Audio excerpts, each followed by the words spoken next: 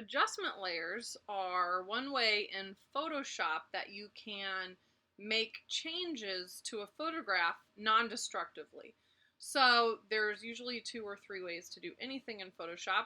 The most basic way to add an adjustment layer, which as it sounds, it makes adjustments to the photograph, whether it be through brightness or contrast or color, that kind of thing, is to come up here to the top where it says adjustments, and you can find, different categories of adjustment layers here. Now, if this is not open, for example, if it gets closed somehow, any of these panels over here on the right can be found under the window menu, adjustments. You can open it back up that way, place it back where it's supposed to be.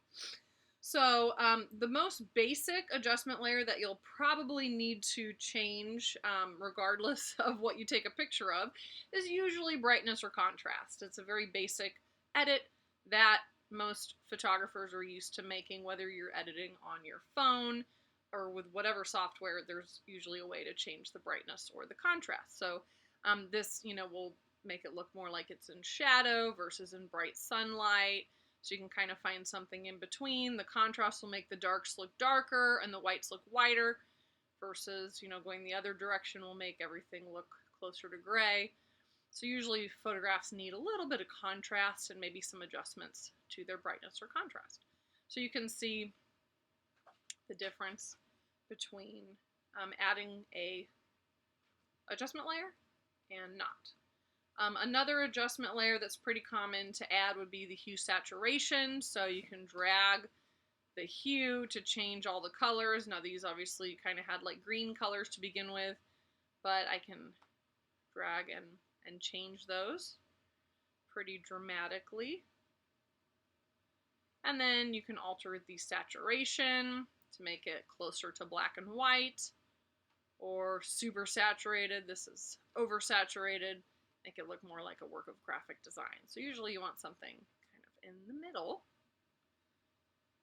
That looks more natural. And then if you want to change just one hue within the photograph, this may not be the best photograph for showing that, so I'm going to go File, Open, and open something with some more obvious colors. So under the hue saturation adjustment layer, something cool that you can do is change where it says master to anything else. It really doesn't matter what else you click on because it activates these eyedroppers. And now with the eyedropper, I can select just this purple. So now it shows that it's highlighted that on my hue spectrum here. And now when I move the hue slider around, it only affects that purple. So now I can change the hue of just that one color. So that can be a really powerful edit if you have like a solid colored background that you want to change it from purple to teal. That would be a very easy, very fast edit that you can do with the hue saturation slider. Another fairly popular adjustment layer that you might add would be black and white. And then you can change the darkness or lightness of each hue. So all the reds in the background, I can make those really bright. All the greens, I can make those really dark.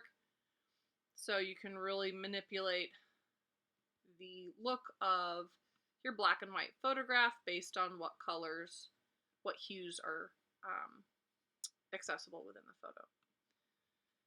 I like adding a photo filter sometimes. You can make it look more like a sepia toned image.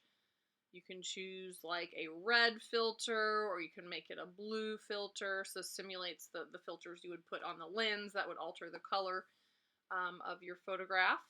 So that's with and without that adjustment layer. You can hide any of these adjustment layers as you need to. There's, various more extreme adjustment layers, like adding like threshold or invert, that would like invert all the colors. Especially if it's black and white, then it would look like a negative. So you can just kind of click through and try the different adjustment layers. They're pretty easy to add and control.